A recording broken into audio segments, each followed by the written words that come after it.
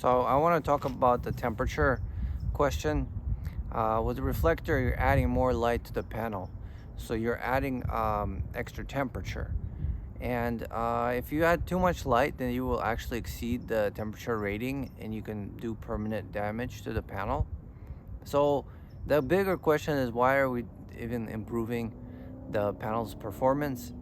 And of course, it's to get more energy, even if you have already a system, either from that to try to get out more from it, or if you have a business that will give you more output, and if you're making money off of that energy, you'll get more money, and that gives you more free time. You could spend that time with your kids. So that's all great if the cost of the setup is less than the additional cost, the additional gain that you get from it. But even before that, if you're damaging your panels, then you're probably going to end up losing money instead of making money. So the question is, what is the limit that the panel can handle, and are we exceeding this limit? So I'm gonna roll a older video that I did in the beginning of this project. When I analyzed the temperature, I basically bought a remote thermometer and measured it during peak day, leaving the panel right in direct sunlight for a long time, and aiming the reflector manually. I actually try to put as much light on it as I could, and I wasn't able to exceed the specs. So I'm currently doing these tests in California, and it's winter, so January, February, and with one reflector, I'm not getting enough temperature to burn out this panel. So the panel is rated to be from -40 Fahrenheit all the way to 185 Fahrenheit. And the test that I've done with this infrared spot thermometer, at max I got 146. And this was during a normal day, about 53 Fahrenheit outside. But I could see exceeding the specs if you have two reflectors. And the short story there is, if you're in a climate that's colder, you may never exceed it. And if you do, then we can actually design something for that. We can install a thermometer that is feeding data into the Pi, and if the Pi is detecting the temperature is getting too close to danger, then it can actually stop. It can augment the algorithm to kind of back off and not provide as much light, and save the panel in that way and make it safe. So that's the temperature question. About today's run, as you could see, there were some bloopers.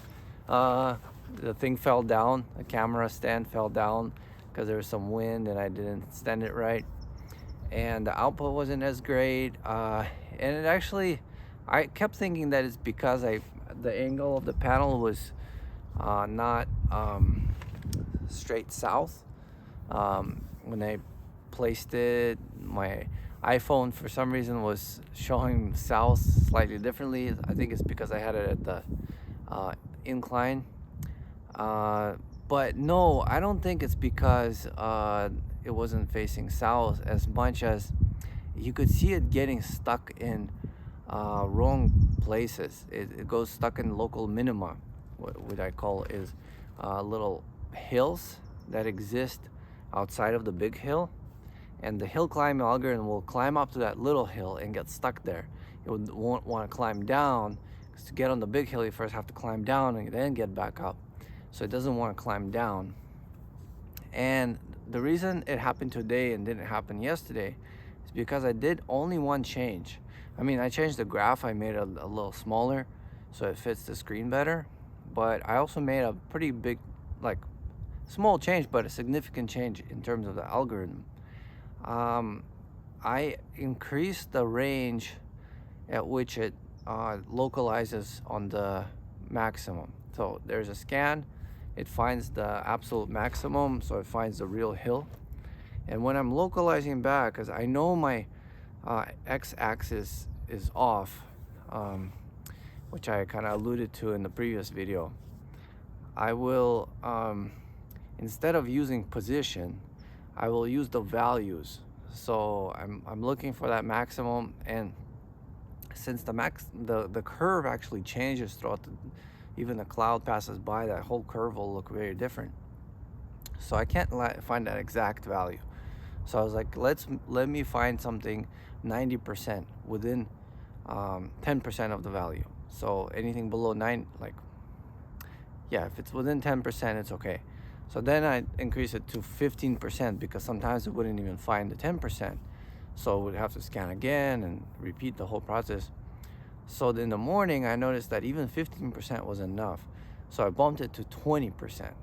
So now at 20%, you're likely to land somewhere pretty far away from the main hill. There's a lot of values that are within 20% of the hill, but are on the other side. And if you're there, what's interesting today is we could see it does get stuck in those areas. So anyways, there will be more parts to this. And I encourage you to actually subscribe, because that way you will get the videos as soon as I post them. So there's the big red subscribe button.